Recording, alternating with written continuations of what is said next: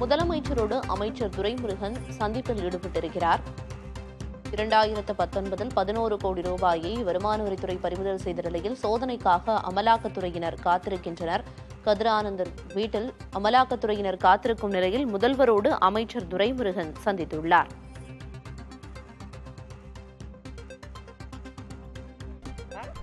இரண்டாயிரத்து 11 கோடி ரூபாயை வருமான வரித்துறை பறிமுதல் செய்த நிலையில் சோதனைக்காக தற்போது அமலாக்கத்துறையினர் காத்திருக்கின்றனர். இந்நிலையில் முதலமைச்சரை அமைச்சர் துரைமுருகன் சந்தித்திருக்கிறார்.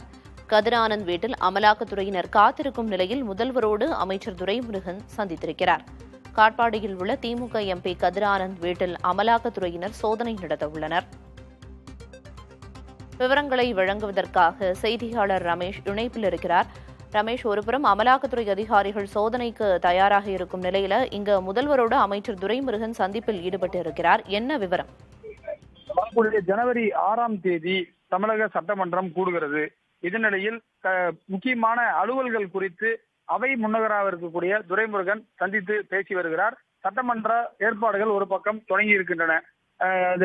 சட்டமன்றத்தை எல்லாம் சரி செய்யக்கூடிய பணிகள், திருப்பியும் அந்த எம்எல்ஏக்களுக்கு வருகை புரிவதற்கான மற்ற ஏற்பாடுகளும் நடைபெற்று வரக்கூடிய நிலையில் இந்த சந்திப்பு என்பது முக்கியத்துவம் வாய்ந்ததாக பார்க்கப்படுகிறது. இருந்தாலும் இந்த அமலாக்கத்துறை சோதனை குறித்தும் முதல்வரோடு ஆலோசிக்க வாய்ப்பு இருக்கிறது. என்ன மாதிரியான விவரங்கள் நடக்கிறது என்பது குறித்து முதலமைச்சரிடம் துரைமுருகன் கருத்துக்களை தெரிவிப்பதற்கான வாய்ப்புகள் இருக்கிறது. இருந்தாலும் கூட இன்றைக்கு இந்த 2025ஆம் ஆண்டிற்கான முதலமைச்சர் முதல் முறையாக தலைமைச் செயலகம் வந்திருக்கிறார். மூத்த அமைச்சர்கள் மற்றும் அதிகாரிகள், ஐஏஎஸ் அதிகாரிகள் எல்லாம் முதலமைச்சரை நேரில் சந்தித்து புத்தாண்டு வாழ்த்துக்களை ஒரு பக்கம் தெரிவித்து வண்ணம் இருக்கக்கூடிய நிலையில் இந்த தலைமைச் செயலகத்தில் புத்தாண்டு வாழ்த்துக்களை தெரிவிப்பதற்காகவும் துரைமுருகன் சென்றிருக்கிறார். ஆனால் மற்ற விஷயங்களையும் அவர் ஆலோசனையில் ஈடுபட்டு வருகிறது. குறிப்பாக இந்த அமலாக்கத்துறை சோதனை, வேலூரில் என்ன நடக்கிறது, இதை எப்படி அரசியல் ரீதியாக எதிர்கொள்வது, ஏன்னா கட்சியில பொதுச் செயலாளராக துரைமுருகன் இருப்பதால் இது குறித்தும் ஆலோசனை நடைபெற்று வருகிறது. மற்றபடி மற்ற அலுவல்களும் வரக்கூடிய திங்கட்கிழமை தமிழக சட்டமன்றம் கூடுகின்றது. அதில் என்ன மாதிரியான எதிர்க்கட்சிகள் பல்வேறு விதமான முக்கியமான கோரிக்கைகள் எல்லாம் பிரச்சனைகள் எல்லாம் எடுப்பது தயாராக இருக்கிறார். அதை எவ்வாறு எதிர்கொள்வது என்பது குறித்தும் முதலமைச்சர் மூத்த அதிகாரிகள் மற்றும் அமைச்சர்களுடன் ஆலோசனை ஈடுபட்டு வருகிறார்.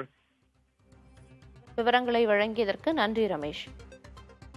முதலமைச்சரோடு அமைச்சர் துரைமுருகன் சந்திப்பில் ஈடுபட்டு வருகிறார்.